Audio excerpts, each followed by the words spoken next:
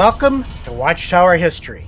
Ray Franz was a member of the governing body and was considered, except for his uncle, to be the main writer. In fact, he wrote the encyclopedic dictionary for them and so on. Right. And he was a very close personal friend, and he would come down and spend his vacations with us, and we'd go places together. Ray decided to open up and tell me in 100 different ways that the governing body was not governed by scriptural or spiritual considerations at all. And that was really an eye-opening thing to me. So then it was while he was still here, another week or two after that, that when we got home, that he said, we've got problems at Bethel. He said, there's a group up there that we've been studying the Bible together, and they've been called to account for this, and they've mentioned my name because I was a part of it and probably the leader, in my opinion. Was that the group that wrote the commentary on James? Well, yeah, he was one of the people in there. He was, yeah. Ed Dunlap, he wrote the James book. Ed and his wife were leaving Bethel in the next year, and they came back through Alabama to see Ray Franz. And I remember him telling a story. He said, I had the assignment at Bethel to answer telephone calls where people had medical problems. And he said, I would try to explain to them that you could use this kind of a fraction or that or whatever it was at the time, but you couldn't take whatever they were asking for. And I'd have to tell them, and they would plead with me with tears. My little girl or my whoever it was dying for lack of a blood transfusion. And he said, I'd have to tell them, I can't change it. That's what the way the governing body sees it right now. Anyhow, later on, he was told by a member of the governing body, a friend of his, he said, we've just changed that, and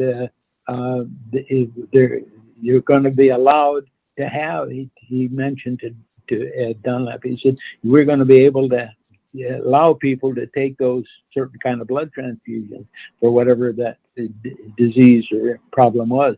And I said, oh, how wonderful. He said, but here's the problem. I didn't keep track of their telephone number, so I can't call them back. Will you just put a line in the bottom of the Watchtower or some wake or someplace telling them about it and that there'll be more coming later. But in the meantime, they can go ahead and save the life of their person by having that kind of a blood transfusion, whatever it was. And they said, no, the governing body person said, no, we'll handle it in our own due time. And it broke his heart. He started to cry in my kitchen talking about it. He said, to think that those people were dying, and somebody, the governing body member said, oh no, it'll wait until we get ready to announce it. It'll be fine. Just let you take care of your job. We'll take care of ours. And it was a heartbreaking story of the cruelty and the indifference and the unscripturalness of what they were doing. At any rate, Ray said there was trouble going on in there, and he had a number of calls between two different members of the governing body that he thought were friends of his, and they finally told him, look, they're closing in and they've identified you, Ray. You're going to have to leave the governing body. And so he came and told me that. He said, and I was shocked beyond words. The average witness has no idea that somebody can lose their spot on the governing body for reading in the Bible. And so I said, what are you going to do? And he said, well, I don't know where we're going to go, but we have to leave Bethel by a certain time. And I said, well, why don't you come to Alabama? I'll give you a job, and I'll find you a place to live. We'll make arrangements for you. He said, oh, no, you'll just get your family into more trouble. And I said, no, we want you to come here. So he accepted it, and they did, and we gave him a job. I wanted him to work in my offices that I thought that's where he was a lot more qualified than anything else that I could give him. And he said, no, I'd like to just work on your place here. You have, I have a fair amount of land and I needed a lot of different things being done. He said, I'd like to work outside in the heat where I can sweat and get rid of a lot of things that need to be bubbled out of me. And so he Work did, off his anger over what happened, I'm sure. yeah, and the cruelty that they had imposed on him, Yeah. and all of a sudden here he was, one of the most respected men in the Watchtower world, and all the next thing you know, he's going to be considered trash, and it was hard for him to handle, and so anyhow he did, and I kept telling him, you need to write this, Ray. Don't just tell me about it. Think about the hundreds of thousands of people whose lives are going to be changed if they only knew what I know. And you're the one that needs to tell that story. And I kept talking to him every day about that. Whenever he'd come up, we'd eat lunch together when I was home. And you know, I can't do that. Why not? And he said, well, because it'd take me a year to document everything and get a book ready. And I said, well, I talked to Janet, my wife, and he said, well, starting tomorrow, you are a paid employee, and Nice. will be for a year. You write that book, and the people will give they'll thank you for their lives being changed. And he did, and he did a very good job on. Every time he'd write a chapter, he lived in a trailer across from the road from me on the river, and he'd come up, and I'd say, well, here comes Ray, he's got another chapter written. And so he'd come up, and we'd sit and read it together and talk about it. And so he granted me that, I guess, because I'd helped him with it. But I can hear the emotion in your voice when you talk about this story, Peter. That's very nice. Yeah. And the way that Ray wrote, I like that he didn't write with bitterness in his heart. You can tell he is very gentle and writing in love. And I think that's probably one of the real strengths of that book, is that it wasn't vindictive, it wasn't hurtful, he wasn't taking any personal jabs at people to set things right or whatever to justify himself. He was just simply laying out what he knew to be true and let people make their own decision on it, however they wanted to react to it. So I think it was a very, very important book. And then later on, because of the acceptance and the sales of that book, he was able to go ahead and write again another book. And in that book, he got at what I thought was a critical thing, and that is the identification of the faithful and discreet slave as an absolute imposter, as a fraud. And the first book you were talking about was Crisis of Conscience, and the second book title is In Search of Christian Freedom. The way I understand, I've read both books and like both of them. I see Crisis of Conscience as more, here's the crisis, here's the issue, and it does a good job of breaking everything down. But when you get back to In Search of Christian Freedom, it's more like it's a book focused on building your faith back up and finding your Christian freedom. I think that's true. That's true. That's a good analysis of it. And it was very, very important. Hard telling how many hundreds of thousands of people had a chance to straighten out their lives, and what a wonderful thing it is. I know what it meant for me to have the scales drop off of my eyes, and I finally see for the first time what anybody from the outside isn't. But if you bought into it 100% as a young kid and spent your life and your fortune, everything pouring into that, all your energy into this organization, and it's tough to reconcile, to finally come face to face with the facts and say it's wrong, it's absolutely wrong. Their cruelty and their treatment of people, the way that they react to people that want to ask questions.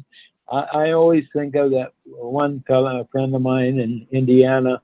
He had a buddy that both of kids witnesses, and they grew up together, and each of them became a company servant in different towns in Indiana. But they kept together by every year they'd go to Canada on a fishing trip.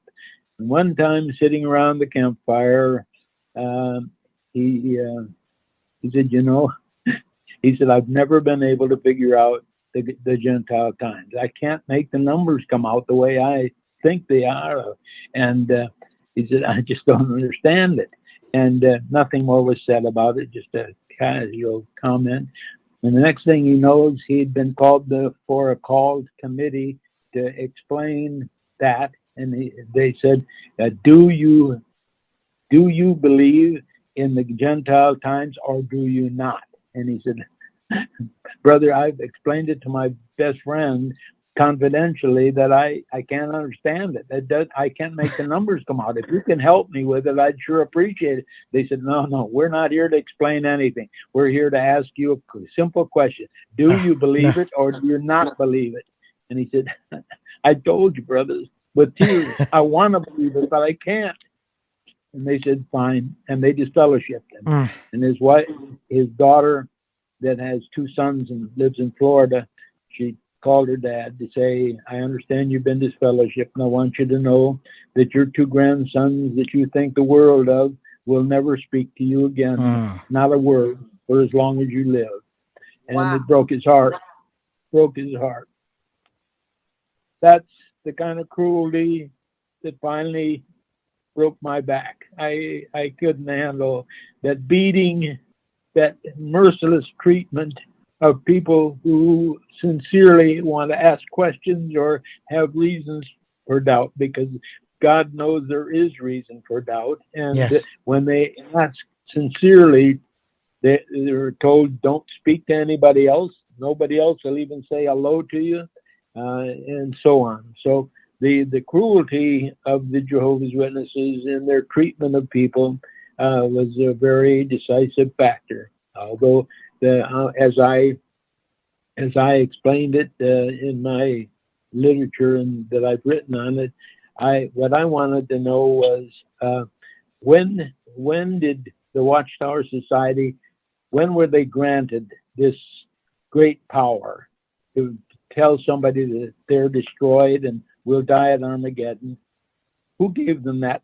When did they get that authority? Why did they get that kind of authority? And does that mean that all other Christian people throughout the world are completely cut off? And the answer was, as I finally tracked it all down, is that that in 1918 and 1919, Christ came and judged and decided that the faithful and discreet slave, because of the spiritual food that they dispensed during that period of judgment, those 6 months in 1918 and 1919, that they were judged. they were, pardon me? And they don't teach that anymore either, really. They don't teach anymore. They don't teach that anymore. So apparently it was Probably expected. Is that your booklet, Peter? Is the Watchtower God's only organization? Yes. Yeah.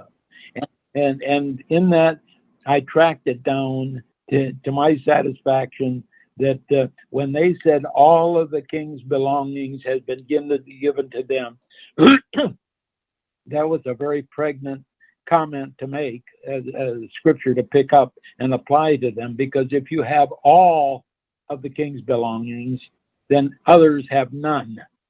And that is the point. They've all been condemned as Babylon the Great, and they're completely outside of God's favor, all except the Watchtower Society. The second part of that statement, that all of the king's belongings were, is they made it very clear that those belongings also included the people, the witnesses. They were the possessions. They were owned by, they had dominion over the people who were a part of this organization. And they make that clear. So when you say that all the belongings were given to the faithful slave, it means it was the end of any contact with the religious organizations of Christendom that are now part of the condemned Babylon the Great, but also that anybody inside that organization were the chosen property of the faithful and discreet slave. They could do what they wanted to do. If they misuse somebody, that's nobody's problem. That's what Rutherford did, right? After Rutherford got out of prison, he looked at the sheep and goats parable and said, "Oh, I was in prison. This is all about me because I'm taking the lead in Watchtower." Yeah, so he built a whole religion based out of him getting out of prison. Just it's very, very bizarre. He was a very extraordinary man, and in my opinion, evil. I think he corrupted what, to me, at the one time was a sweet. You'd have to go back into that Kingdom Hall a long time ago to know the sweet people, men and women, that was in that Kingdom Hall, and that finally came touched by Rutherford's rules and regulations and his rules and so on, and made a completely different organization, and the one that should be condemned is condemned by God. So I'm glad to be out of it. I want others to find freedom as well. And I don't know that this conversation is going to be of any benefit to others, but I'd take a chance. I think it will. If it does, I'm all for it. What do you suggest, Peter? Oh, go ahead. You first, Paul. One question. I'd like to ask, Jeff and I interviewed and had a discussion with Jim's Penton, and I'd like to ask you the same question that I asked him. And it was this, concerning back to Ray Franz. And I said it the same way I said it to Jim. The society wants to beat into their membership, the faithful and discreet slave that they own, that, like you just said, that there is, if you leave, you're going to be miserable, a weeping and the gnashing of teeth and this and that. Would you say Raymond was a bitter person after leaving the witnesses, or did he feel a weight lifted off of him and became a better person because of it and was happier? I think I probably know Ray Franz as good as anybody else does. He and I shared deep secrets together, and I think I know. I can speak. I don't need to be assuming anything, but I would say Ray Franz's genuine feelings were he was broken in the idea that he would be treated the way that he was by the witness organization, and that he wanted so much to try to help. I don't think there was any part of him that had vindictiveness or hurtfulness. I don't think that. I think he was. People would say he's bullheaded. I think he's very, very committed to what he did believe. There's no doubt about that. But in terms of hurtfulness, trying to hit at somebody, I don't think I've ever heard him give any comment about any individual that would reflect in some kind of animosity on his part. It just wasn't a part of his makeup at all. And I think he was hurt by the personal treatment that he got from the people that he considered to be friends of his on the governing body that proved to be willing to throw him overboard. But that was about the extent of it. And I don't think it would be fair to Ray in any way to accuse him of being malicious or hurtful or harmful to anybody under any circumstance. He was always trying to be as considerate as he could be. Yeah, he's a good man. Beautiful, thank you. And I know, Peter, now that you've been out and you've, like Ray, found your Christian freedom. You're not even searching for it. You've found it. What would you suggest to those who come out of the Watchtower? I know many come out of the Watchtower now and they go into unbelief. Yeah, I understand that. I know what is your that. suggestion? How can they come out of the Watchtower into a new Christian life? I know you have a booklet on that as well that you sent me. I do have that. That little booklet kind of sums up how I feel about it. First of all, I encourage them not to take doctrines very seriously. The Protestant movement has made an issue out of some of their teachings as though they were from God, and they're simply opinions of people. And some of those doctrines were framed under very suspicious and inauspicious ways by councils that were intimidated and intimidating and so on. I finally got myself free from the idea that Christianity is a matter of believing certain things. Christianity is a matter of doing certain things. And I think that is the key to it, as far as I'm concerned. And we spend a lot of time thinking that we are listening to Matthew 25 as Judgment Day, and we honestly are really not. We're more concerned about the doctrinal issues and other matters than we are of treating the poor and the hurting, and yet Jesus made it very clear what's important to him.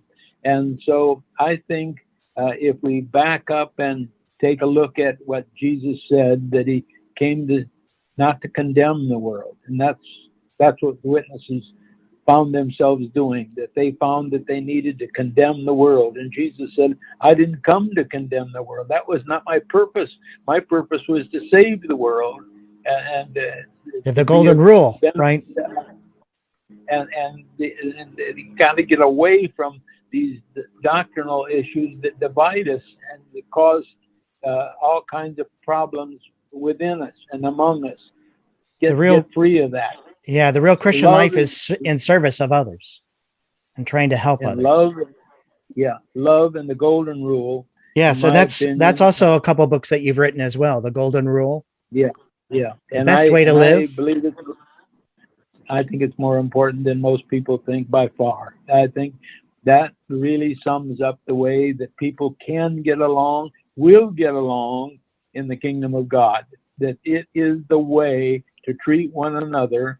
And it is so simple, and yet it is so profoundly wise, that it's the way that billions of people, each one of them unique, and yet God made it that way. He arranged for it, and there is a way for there to be peace and justice and love among humans, and to reach for that is to reach for the kingdom of God. And I think getting too involved in doctrinal matters is not exactly a waste of time, but many times is, yes. And so when you and Ray both came out, you both became dedicated Christians.